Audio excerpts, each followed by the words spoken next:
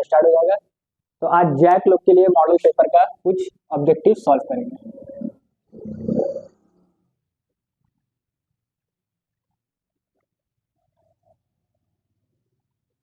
चौबीस।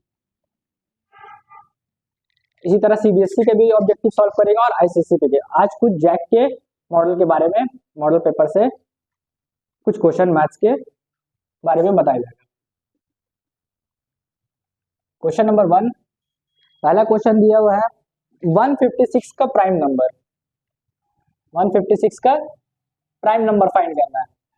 अब prime number क्या होता है? ऐसा नंबर जो खुद से डिविजिबल हो, divisible by itself is called prime number. 1 2 2 3 5 7 11 13 इस तरह का ये प्राइम नंबर होता है। इसको ऐसा फैक्टर निकालेंगे जो प्राइम नंबर से ही आए और दूसरा फैक्टर उसका नहीं लेना है। 156, तो 156 का जब फैक्टर निकालेंगे 2 7 14, 2 8 16, फिर 2 से 2 3 6, 2 9 18, फिर 3 भी प्राइम नंबर, तो 3 1 3, 3 3 9, 13 इज ऑल्सो प्राइम नंबर, 13 1 13। तो जो फाइनल इसका जो प्राइम फैक्टर आया 2 इंटू 2 इंटू 3 इंटू 13, और जितना भी दे रहेगा उसको हमेशा या 2 3 5 7 यही नंबर से ही डिवाइड करना है। 4 से 6 से जो कंपोजिट नंबर होगा उससे डिवाइड नहीं करना है। अब दूसरा क्वेश्चन बोला गया है 6/15 का टर्मिनेटिंग या तो नॉन टर्मिनेटिंग पता करना है। नॉन टर्मिनेटिंग है, टर्मिनेटिंग को बोलते हैं रिकरिंग, नॉन टर्मिनेटिंग को बोलते हैं टर्मिनेटिंग को बोलते हैं नॉन रिकरिंग,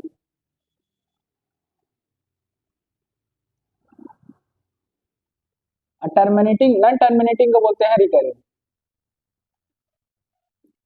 अब इसमें पूछा है तो 6/15 जिसका अगर विदाउट डिवाइड करना चाहेंगे, जिसका बेस में डिनोमिनेटर में 2 का पावर n और 5 का पावर n, ये दो चीज होना चाहिए, या तो सिर्फ 2 होना चाहिए और या तो सिर्फ 2 का पावर होना चाहिए या तो सिर्फ 5 की पावर होना चाहिए। इसके अलावा कुछ और आ रहा है तो इसका मतलब क्या होगा? वो टर्मिनेटिंग नहीं होगा, वो नॉन टर्मिनेटिंग हो जाएगा। जो नॉन टर्मिनेटिंग होगा वो रिकरिंग हो जाएगा। तो 6/15 को अगर हम लोग डिवाइड करेंगे तो 3 5 15 आता है, तो यहाँ 3 एक्स्ट्रा आ जा रहा है। अगर देखिए 3 ऊपर से कट रहा है, नहीं कटता तो ये नॉन टर्मिनेटिंग होगा। तो ये कट गया तो 3 2 6, तो बचा 2/5, तो डिनोमिनेटर में सिर्फ 5 मिल रहा है, 5 का पावर 1, तो इस कंडीशन से मिल रहा है। तो इस कंडीशन में ये टर्मिनेटिंग है, टर्मिनेटिंग डेसिमल है और इसको बोलेंगे नॉन रिकरिंग। टर्मिनेटिंग और नॉन रिकरिंग है। इसके अलावा 2 और 5 के अलावा कोई अदर नंबर आ गया तो वो टर्मिनेटिंग नहीं होगा, वो नॉन टर्मिनेटिंग। मतलब उसको अगर डिवाइड करते रहेंगे तो आपका पॉइंट के बाद डिजिट 4.776 इस तरह से वो जाते रहेगा, कभी खत्म नहीं होगा, वही कहलाता है नॉन टर्मिनेटिंग और रिकरिंग। अगर पॉइंट के बाद डिवाइड करने के बाद 2.63 आ गया, कट गया, अब आगे रिपीट नहीं हो रहा है, वो कहलाएगा आपका टर्मिनेटिंग और नॉन रिकरिंग। फिर उसके बाद नेक्स्ट क्वेश्चन है आपका x² - 7x + 12।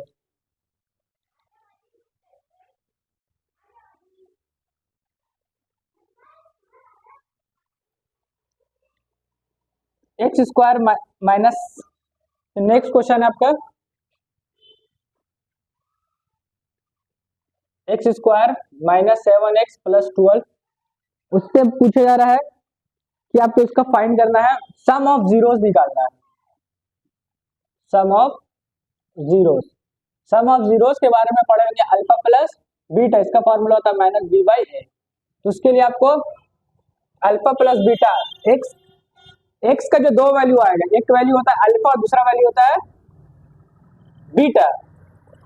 एक्स का जो दो वैल्यू आएगा, एक अल्फा और एक बीटा, तो पहले एक्स का वैल्यूज को फैक्टराइज करके निकालेंगे। फैक्टराइज कैसे होता है? x² - +12 यानी कि बीच का नंबर को वैसे ही छोड़ देते हैं, फर्स्ट और लास्ट को मल्टीप्लाई करेंगे, 12 आएगा, इसका पीछे नंबर 1 है, 12 1 12, 3 4 12, तो फैक्टर मिला 3 और 4, 4 और 3 को ऐड करने पे 7 मिलेगा, तो फैक्टर आया 4x + 3x। ये फैक्टराइजेशन में आप लोग किए होंगे, plus minus -3x + 12, x - 4 - 3 x - 4, तो फाइनली आंसर आया x-4 और x-3। तो x का दो वैल्यू मिला, एक 4 और एक 3। तो ये हो गया अल्फा और ये हो गया आपका बीटा। तो सम ऑफ जीरोस निकालने बोला था, तो सम ऑफ जीरोस होता है अल्फा प्लस बीटा। तो अल्फा हो गया आपका 4, बीटा हो गया 3, 4 + 3 7। ऑप्शन जिसमें 7 रहेगा वो आपका ऑप्शन हो जाएगा। ये सब ऑब्जेक्टिव एक एक मार्क्स का है, ये सब आपको रफ वर्क करके सिर्फ आंसर में आपको टिक करना पड़ेगा। फिर नेक्स्ट क्वेश्चन आपसे पूछेगा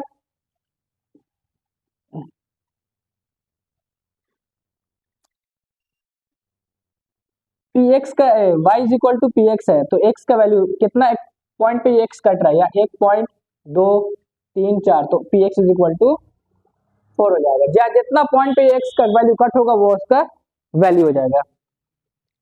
अब उसके बाद नेक्स्ट में पूछ रहा है कि नो सॉल्यूशन किसमें होगा। ये है लीनियर इक्वेशन का नो सॉल्यूशन पूछ रहा है। नो सॉल्यूशंस के लिए कंडीशन है a1/a2 = b1/b2 does not equal to c1/c2। ये कंडीशन कहलाता है नो सॉल्यूशन। अगर इसी का यूनिक सॉल्यूशन पूछेगा तो a1/a2 does not equal to b1/b2। ये हो गया आपका यूनिक सॉल्यूशन। तीनों इक्वल हो गया तो a1/a2 = b1/b2 = c1/c2। ये आपका हो गया इनफाइनाइट मेनी सॉल्यूशन। ये हो गया आपका इनफाइनाइट मेनी सॉल्यूशन। ये दो कंडीशन में कंसिस्टेंस होता है, कंसिस्टेंट, और इसमें ये फर्स्ट कंडीशन में इनकंसिस्टेंट होता है, कंसिस्टेंट।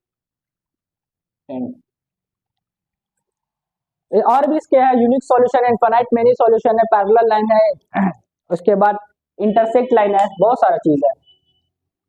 अभी जो क्वेश्चन में पूछा गया उस हिसाब से सिर्फ बता रहे हैं। नेक्स्ट पे दिया हुआ है x² + 7x + 6 का नेचर्स ऑफ द रूट निकालना है। x² + 7x + 6 natures of the root, तो d पता करना। तो a का वैल्यू जो x का जो स्क्वायर का जो वैल्यू होता है वो 1 हो जाएगा, जो वैल्यू रहेगा b हो जाएगा आपका x का 7, c हो जाएगा 6। d = b² - 4ac। b हो गया 7 के स्क्वायर, 4 × a × c, 7 के स्क्वायर 49, 6 4 = 24, d आ गया आपका 25। अगर d इज ग्रेटर देन 0 होगा तो roots are real and two distinct root, मतलब रूट आपका रूट का वैल्यू रियल होगा, दो जो x का वैल्यू मिलेगा दोनों अलग अलग मिलेगा। d अगर 0 के इक्वल आ जाता है तो roots are real and equal, real root भी मिलेगा और इक्वल, मतलब x का जो दो वैल्यू मिलेगा दोनों सेम मिलेगा। तीसरा, अगर d इज लेस देन 0 मतलब नेगेटिव आ जाता है ये वैल्यू, तो नो रियल रूट एग्जिस्ट, कोई भी root exist, no real root exist. फिर उसके बाद आपका नेक्स्ट क्वेश्चन है 24, 21, 18। इसमें कॉमन डिफरेंस, ये एपी का क्वेश्चन, इसमें कॉमन डिफरेंस निकालने बोला। तो कॉमन डिफरेंस डी निकालने के लिए फॉर्मूला a2 - a1। तो a2 हो गया आपका 18 और a1 हो गया 21, माइनस करेंगे तो -3 आएगा। नेक्स्ट 21 - 24 भी कर सकते हैं, ये हो गया a2 और ये हो गया a1, इसमें भी -3 आएगा।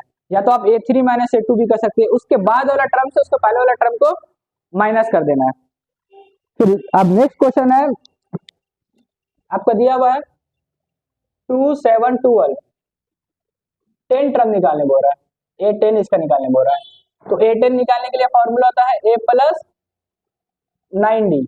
आपका a हो गया 2, आपका d कितना हो जाएगा, d निकालने के लिए फॉर्मूला a2 - a1, 7 - 2, तो आपका d हो गया 5, 5 + 5 हो गया d, तो 9 × ये 5 हो गया, 9 5 = 45 + 2, आपको a10 आ गया 47।